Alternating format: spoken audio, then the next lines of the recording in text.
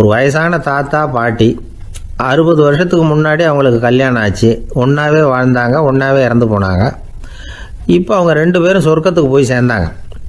அங்கே எல்லா வசதியும் இருந்தது. ஒரு பெரிய பங்களாவே இவங்களுக்கு ஒதுக்கி கொடுத்தாங்களாம். இதுக்கு எவ்வளவு வாடகைன்னு கேட்டார் தாத்தா. வாடகையெல்லாம் கிடையாது, இலவசம் அப்படின்னார் அங்கே இருந்தவர். அந்த வீட்டுக்கு பின்னாடி ஒரு பெரிய புல்வெளி இருந்தது. இதில் விளையாட ஏதாவது கட்டணம் உண்டான்னு கேட்டிருக்கார் தாத்தா.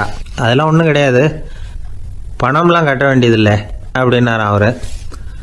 பக்கத்தில் ஹோட்டல் மாதிரி ஒரு பெரிய கட்டடம், உள்ளே சாப்பாட்டு மேஜைகள், அது மேலே விதவிதமான பலகாரங்கள்.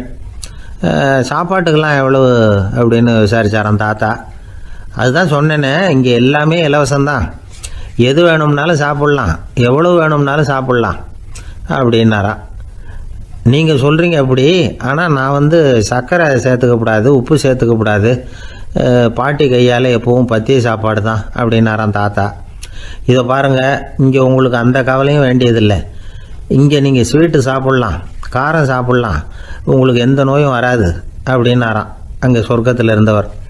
இதை கேட்ட உடனே அந்த தாத்தா பக்கத்தில் நின்ன பாட்டியை பார்த்து கத்தினாராம். அடி பாவி, எல்லாத்தையும் கெடுத்துட்டியே, நீ எனக்கு பத்திய சாப்பாடு போடாமல் கண்டதை திங்க விட்டுருந்தா 10 வருஷத்துக்கு முன்னாடியே நான் இங்கே சேர்ந்துருப்பேனே அப்படின்னாராம்.